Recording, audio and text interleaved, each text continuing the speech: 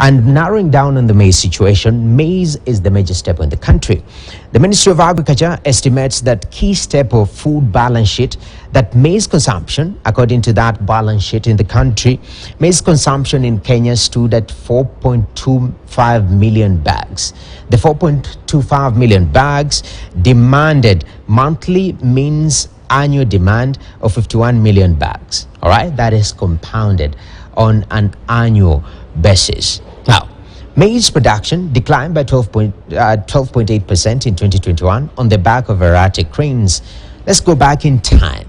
In 2017, Kenya imported 35.4 million bags, 44.6 million bags in 2018, with the country importing 36.7 million bags in 2021, with an annual demand of 51 million bags. This means that last year, production was only enough for about 9.5 months coverage. So we are running at a deficit at a country. And this brings another discussion that we've been having. Alternatives to maize, all right? Alternatives to maize, because the country has been over-reliant on maize. And when there is a problem with maize, then there is a challenge with actually food situation in the country. All right, so we'll be discussing the alternatives to maize, but at this particular moment, Brian George Otieno joins me. He's been doing the latest spot check on food prices. Brian, for the inlets that you've seen, the outlets, the supermarkets, do we for starters have their 100 shilling maize flour on the shelves? Well, let's do a bit of background first of all for the viewer, Noah. And Kenyans have been crying foul of the cost of maize flour.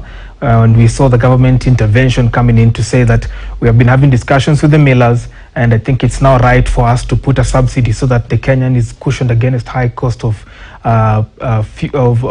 flour, rather. I think I have an affinity to fuel. Sorry. Yeah, so what's been happening is that millers have been, apparently there's an 8 billion Kenya shilling subsidy that has been disbursed by the government, or rather an agreement has been reached to have an 8 billion Kenya shilling subsidy towards farmers, or rather millers who are providing this maize flour. Now, surprisingly, while some millers complied, and we actually saw some brands like Jogo reduce their prices to 99 Kenya shillings, not just 100 shillings, but 99 Kenya shillings. Some have not complied, and we've done a spot check earlier today with my camera person in the various supermarkets around town in Nairobi, and we are seeing that there are some maize flour brands that are actually still maintaining their prices at above 231 Kenya shillings.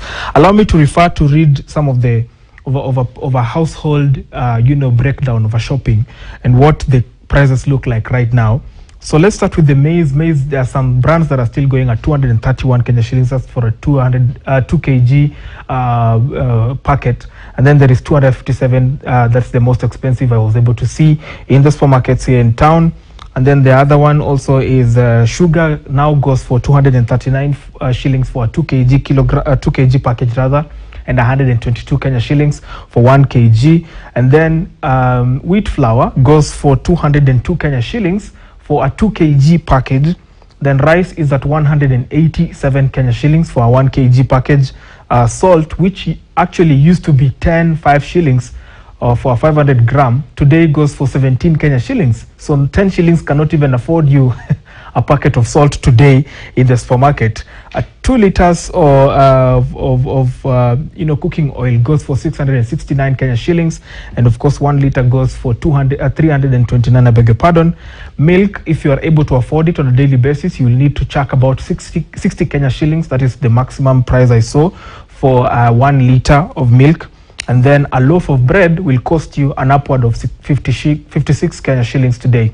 So that's the current status of the household goods as they are retailing in the supermarket. So to answer your question, Noah, is that yes, some millers have actually complied and actually reduced the prices, and some have not. Now, last week we were just trying to introspect and look at the probabilities and the probabilities of scale in trying to reduce some of the prices of these goods. And what we saw was the supermarkets had not effected it because that subsidy had not been put in place. Fast forward, we expected, because perhaps they bought expensively previously, so they need to clear that stock. that stock has not been cleared just yet. And that is my presumption right here.